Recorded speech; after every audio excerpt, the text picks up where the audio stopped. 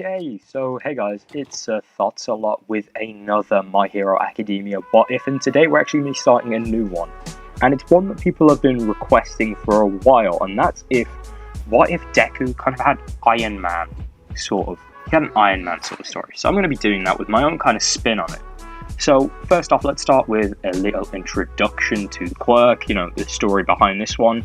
So Deku in this series, he is going to have a quirk, but it's going to be much less flashy than in my other What If, with Deku being the Avatar.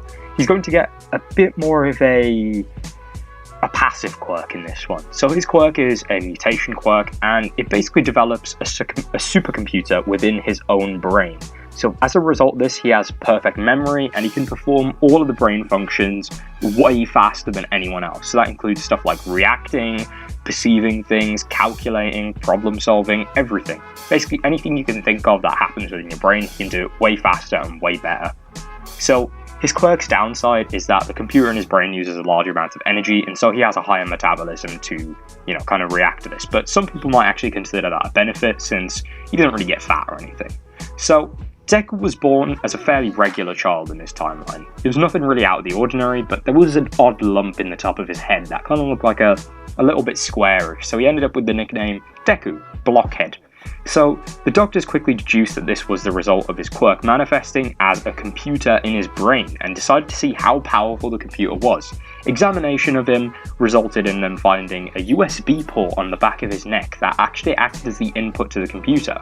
And they had a little scan of the computer, and they deduced it ran on Linux. So they were like, we know how to program on Linux, we can go ahead, we can write some software for it, and let's see what happens. So they wrote a pretty simple program, and all it did was output some digits of pi. So initially they saw nothing happen when they ran the program, but after a few seconds the child began to raise its fingers. First 3, then 1, then 4, then another 1, then 5, and so on and so forth. And the doctors were amazed at this, that the child could not only calculate the digits of pi in his head, he understood the output of the program enough to realize how to communicate it to others. He was a genius. So let's skip forward to Deku's childhood, his early childhood. He lived a fairly normal life up to this point. His mom wanted him to continue normally and interact with others his age so he could develop at the right pace. But this kind of bored Deku. He learned advanced mathematics, most of the languages on Earth, physics, chemistry, biology, geography, any other subjects he really could be bothered to try learning. School for him just consisted of mindlessly repeating what he already knew to someone he realized was a bit stupid. He thought his teacher was a bit stupid, if we look at the anime, yeah, you can kind of see that. But Deku wasn't a fan of school. On the other hand, he was always fascinated by heroes. Despite all of the knowledge he had, he was still inspired and remained awestruck by their capacity to just selflessly help others, their willingness to sacrifice everything to save basically a total stranger, and it baffled Deku, but he respected it immensely. One day he was browsing online and he saw this video, and this video changed him. It was of All Might. He saved hundreds of civilians, and he did it with a smile on his face the whole time, and Deku instantly idolized him. He started researching him, and he found that he was the ultimate hero, not just in his capacity to help people, but in strength. Deku decided to run mock battles of All Might against other heroes, and even with incomplete data about his strength, he always seemed to come out on top. He truly was the #1 hero in his eyes. Deku came to a realization though. How could he become a hero if he wasn't strong? He wasn't fast, he didn't have a flashy superpower besides, him being really smart. He could react fast, but if he couldn't move fast enough, that was worth nothing. This got Deku thinking, and finally, he pushed up his non-existent glasses up his nose and he smirked. He was going to make his own strength and speed, and his mind was going to be his weapon. Deku's family wasn't rich, and his mother had told him that he wasn't allowed to make money using his intelligence because she didn't feel like he wanted to really do that. She felt like he needed to have a normal childhood. She didn't really want to exploit him for wealth or anything else. So Deku kind of had to rely on scraps, he had to rely on his allowance to make whatever he wanted. And so he'd go ahead and he'd make his own inventions with whatever he could find and whatever he could afford with his allowance. So every week he'd go down to this beach and it was piled up with trash. and he'd salvage whatever components, parts, and pieces of materials he felt were useful, and he'd hoard them for future projects. He'd already built himself a workbench in his room, and built himself makeshift tools, and Deku spent the next few hours after coming to that realization designing and building a portable workbench and a portable set of tools to take with him to the beach so that he could work on this big project that he just came up with, and he was ready to start working on his dream plan to become a hero. So Deku's got into middle school by this point. Weekends had flown by in his childhood, working tirelessly on designing, building, and testing his invention. And after 6 months from seeing that video, of the most difficult work he'd ever done, our protagonist had done it. He'd built himself a suit that'll let him be a hero as well. He called the suit the Rustbucket, since it had been built out of old scrap and it was looking a little bit worse for wear. But he loved the suit. He still loved the suit. And even though it was old and it didn't work too well and it was a little bit rusty, he still had pretty much everything he wanted it to do, or at least it was a good prototype for it. It could fly a bit using a miniature fusion reactor. He called it the arc reactor as it let out these cool blue arcs of light. And it could shoot shrapnel from his hands. It could shoot these little shrapnel bullets. And it boosted his strength and speed enough that he could actually move fairly fast. And he could break things in half with just his bare hands. Then came time for the first test flight. He flew around the beach first, and it worked fairly well.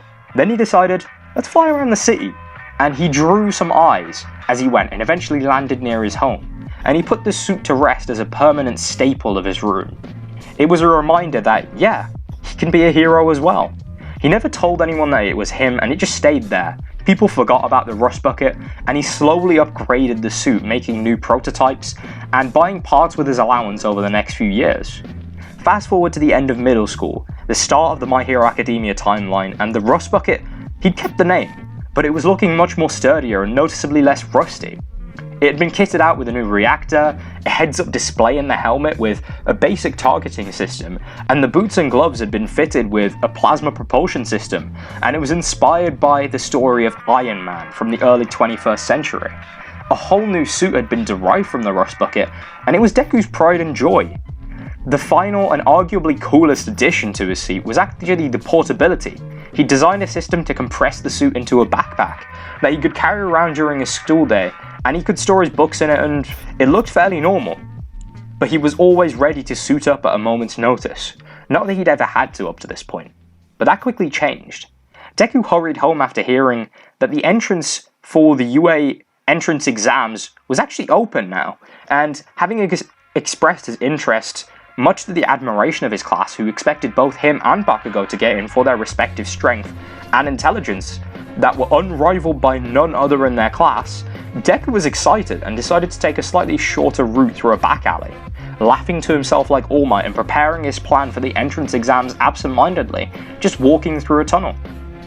Then it happened. A sludge monster shot out of the dream and said, look at this nice little skin suit. His head is a little square, but that should suit me nicely to escape from this city without really being noticed before any other heroes spot me. Deku instinctively starts walking backwards, realizing that this is bad news. He slowly starts to move his hands behind his back to the button concealed on his backpack, but the villain jeers at him. Where are you going, kiddo? You're free to go anyway, but I'll be the one taking charge. Deku stops dead in his tracks and looks at the villain in the eyes before saying, you know, I don't think so, villain. I think you're the one who's going to be inside of me, before stopping to realize what he said. Just forget it. You know what? You're not going to get me, villain. Villain! He screamed at the top of his lungs, causing the slimy creature to just jump right towards his mouth to silence him. Deku smirked as he pressed the button, ducking as quickly as he could, expecting this and causing the villain to fly over his head. The suit assembled over his body, and as the villain turned around to face him, he was face to face with a much taller, more intimidating looking bronze machine. Deku calmly said, well, let's give Rustbucket a real test drive this time then, and launched at the villain with his propulsors. Deku was excited and wasn't really thinking straight, only realizing his trajectory was off in the nick of time due to his computer-like reaction speeds, and he narrowly dodged hitting the roof of the tunnel they were in. The villain laughs. You don't even know how to use your quirk properly. Your armor has holes in it, so "It can't save you now, kid," before sliding across the floor towards Deku's feet. Deku jumps into the air, narrowly avoiding the attack, using his hand cannons to launch himself backwards and nearly out of the tunnel. A gust of wind follows, but Deku thinks to himself, "I thought I accounted for drag 3 versions ago," before turning around to see his idol, All Might, standing before him. All Might says, "That's a nice quirk you got there. I'm impressed," before walking towards the villain with a grin on his face. The sludge villain is visibly terrified, thinking to himself, "Versus Armor Kid, now All Might? I'm done for," before trying to flee.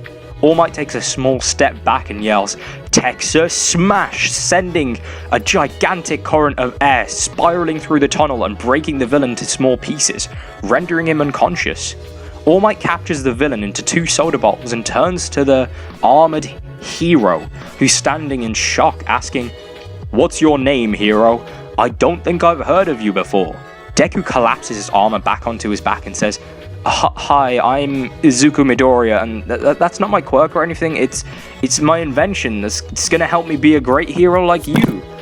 By the way, I'm your biggest fan. Would you mind signing my notebook, please? If it's not too much trouble, of course. I don't want to cause you any trouble." As Deku bows on his knees, holding out his notebook and a pen. All Might signs the notebook, but he's still quite intrigued by this young man. If that's not your quirk, then what is? Deku smiles a little bit. He could tell by the signs from a book on psychology he'd read that All Might was interested. All Might was interested in him? Maybe this was his chance to shine. So that's where we're going to leave this part for this time. I hope you guys enjoyed it. I cut it a little bit short, but yeah, I felt it was getting a little bit too long past this point. So we're going to be seeing the rest of this incident at the end. Well, at the start of the next part, which is going to carry on from the end of this one. I hope you guys enjoyed this one. Thank you to all the people that actually suggested this one. I really enjoyed the idea of this one, so it's quite enjoyable to make. Yeah, again, just from the last one, sorry for, having a hiatus and whatever, but I hope you guys enjoyed this part. I hope you guys are enjoying the last video as well that I uploaded on the My Hero Academia What If on Avatar.